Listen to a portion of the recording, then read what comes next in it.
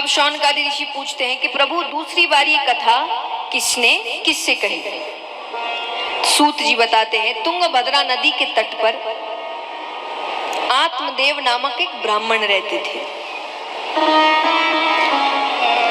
काम अच्छा था, धन की कमी नहीं थी, भगवान की पूजा पाठ करते थे।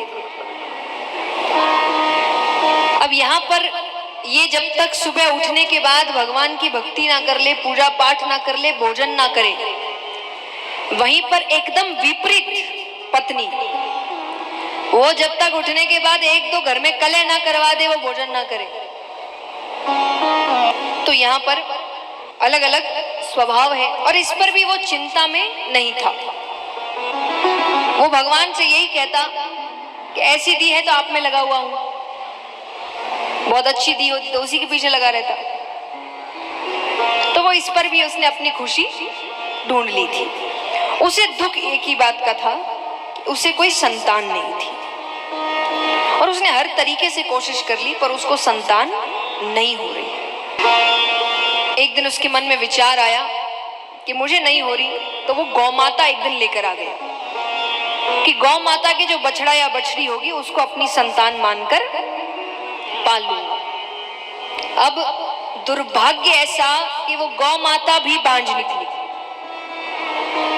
अब उसको लगने लग रहा है कि मैं मनहूस हूं, मैं जिसे इस घर के अंदर लेकर आता हूं उसको संतानें नहीं होती। और मैं हमेशा एक बात कहती हूं कि मनुष्य अपनी जिंदगी खुद खराब करता है, उसको किसी और की जरूरत।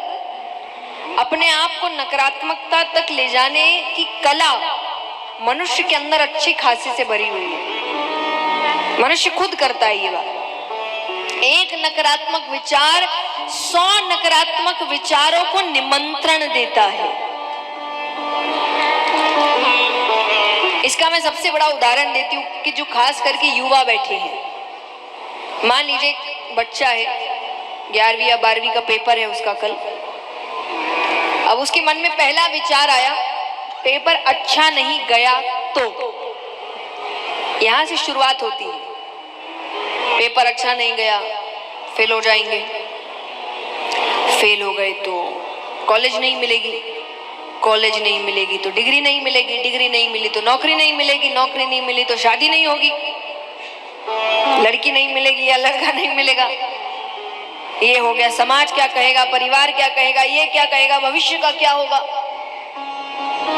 कल पेपर देना है उसको और यहाँ शादी बच्चे तक की प्लानिंग उसकी चल रही है, जिसके होने ना होने की संभावना है ही नहीं। इस बात के होने की संभावना एकदम ना के बराबर है, लेकिन सोच देखिए उसकी कि व्यक्ति एक नकारात्मक विचार 100 नकारात्मक विचारों को निमंत्रण देता है। ये खुद करता है, इतनी कला व्यक्ति में खुद में है।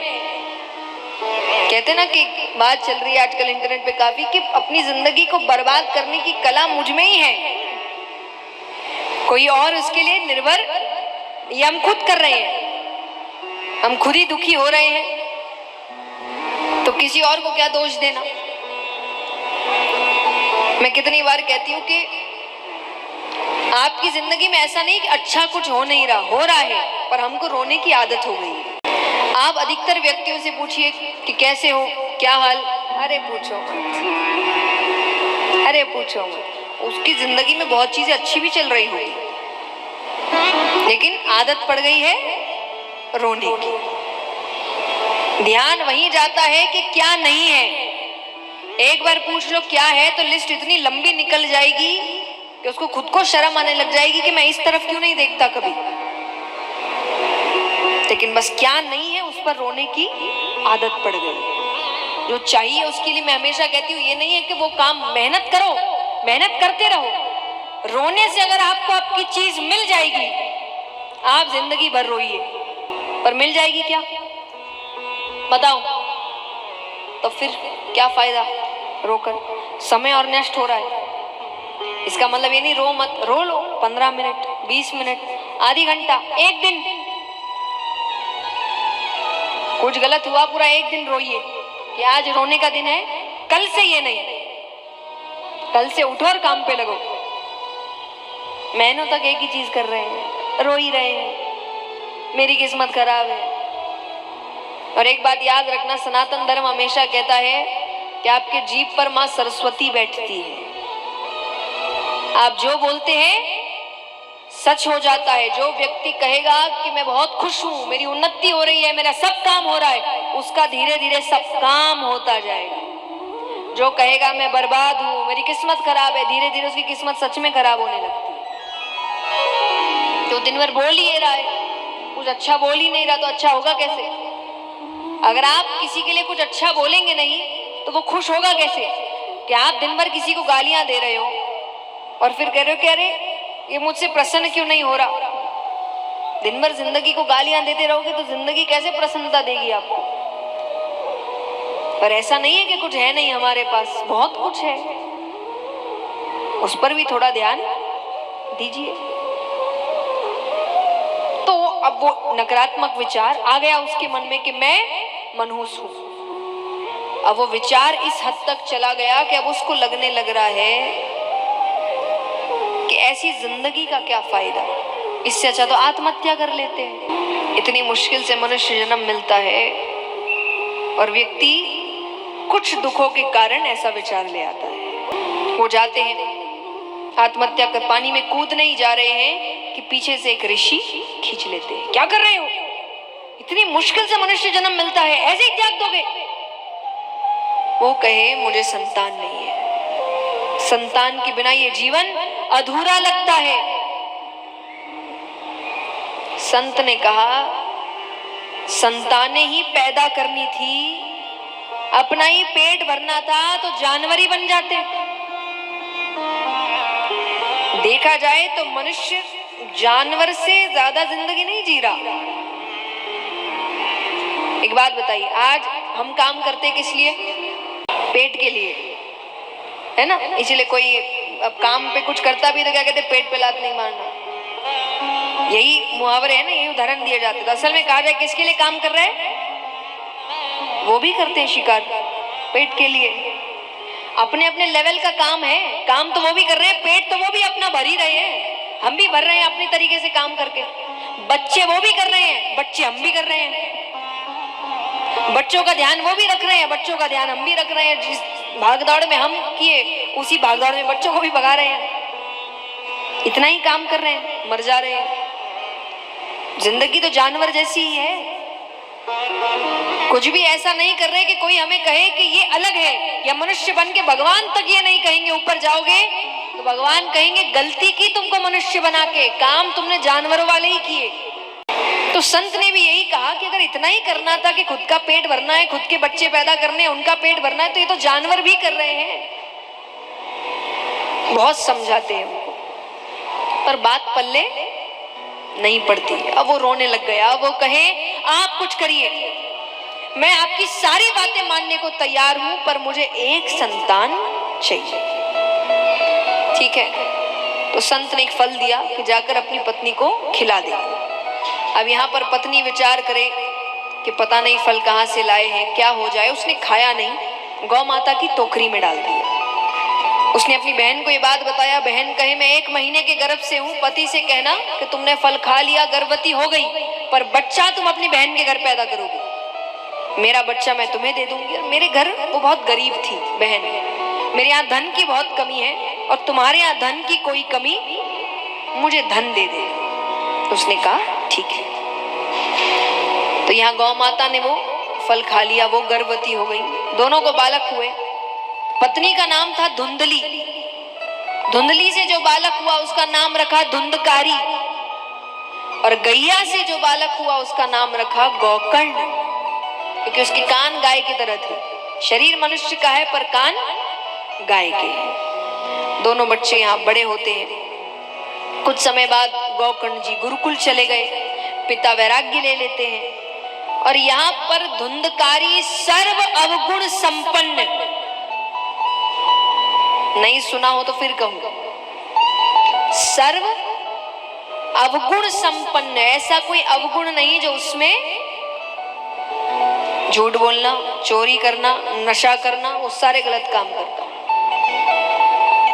एक दिन नशा के लिए माता से धन मांगा, धन नहीं था। उसको इतना क्रोध आया, उस क्रोध में उसने अपनी माता को ही मार दिया। संगत गलत हो गई, उन संगत में रहकर राजा के खजाने में चोरी करी। संगत ने सोचा एक ना एक दिन तो पकड़े जाएंगे, तो एक रात्रि उसको बहुत मदिरा पान कराया और उसको जान से मारने की कोशिश कर रहे हैं। अंत में जब कोई भी प्रयास सफल नहीं हो रहा तो गरम गरम दहकते हुए कोयले उसके मुख में डाल दिए। बहुत दर्दनाक मृत्यु आई। उसके बाद भी मुक्ति नहीं मिली, उसे प्रेत योनि प्राप्त हुई। यहाँ गौकर्ण जी को पता चलता है तो वो आते हैं। घर में जैसे ही प्रवेश कर रहे हैं, भाई के रोने की आवाज आती है। उसने कहा मुझे प्रेत योनि प्राप्त हुई है, मेरी मुक्ति के लिए कुछ करो।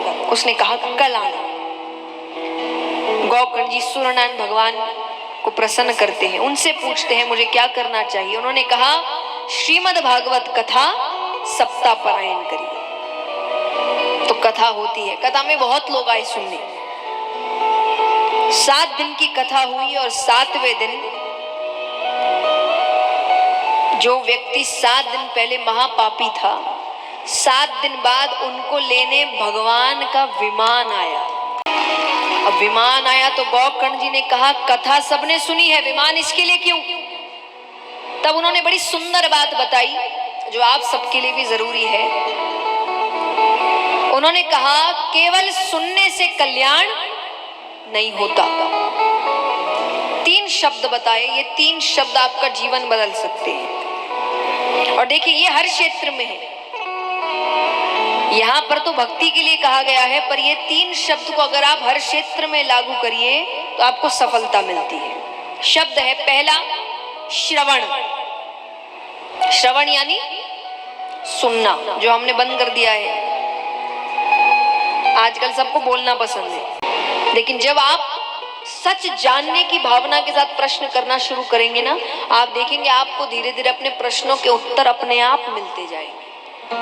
अर्जुन की मर्यादा यही है, मुझे सच जानना है, मुझे सच में समझना है। तो चिंतन क्या है? प्रश्न करना, प्रश्न करना, विचार करना। अब आज आप कथा सुन रहे हैं, मैं नहीं कहूंगी जो जो कहा सब आंख पर पट्टी बांध के मान लो, नहीं। घर जाओ, अपना चिंतन खुद करो। मेरी जिंदगी अलग है, मेरे अनुभव अलग है, आपकी जिंदगी अलग है, आपके अनुभव अलग है। जरूरी थोड़ी मेरा अनुभव आपके साथ मिलेगा। मैंने बता दिया, अब वो लागू होगा कि नहीं आपकी जिंदगी में, इसका चिंतन कौन करेगा? आप करेंगे। तो इसलिए किसी को भी आंख बंद कर कर उस पर भरोसा मत करिए। तो दूसरा है चिंतन, तीसरा है मनन। चिंतन कर लिया, समझ आ गया क्या सही है क्या गलत है, अब उसके बाद उसको जीवन में उतारो। सच बोलना चाहिए, सच बोलना चाहिए, सबको पता है, लेकिन क्या ये बात खाली बोलते रहोगे सच बोलना चाहिए और सच कल्याण हो जाएगा? सच बोलना पड़ेगा ना। दया करनी चाहिए, दान करना चाहिए, सबको पता है, दान करना चाहिए, करना चाहिए, लेकिन करोगे तब पता चलेगा ना। इसलिए जीवन में उतारिए। अब मनन यानी जीवन में उतारना। तो जब भगवान के पार्षद आए उनको लेने के लिए, तो गौकर्ण जी ने कहा कि कथा सबने सुनी है तो सिर्फ इसके लिए क्यों? तब उन्होंने कहा कि बाकी सब तो कथा सुनते, घर जाते, भूल जाते, अपने कामों में लग जाते, पर ये यहीं रहते तो प्रायश्चित करते, चिंतन करते, रोते कि उनको क्या करना था और उन्होंने क्या किया। तो 7 दिन में उनके सारे पाप धुल गए।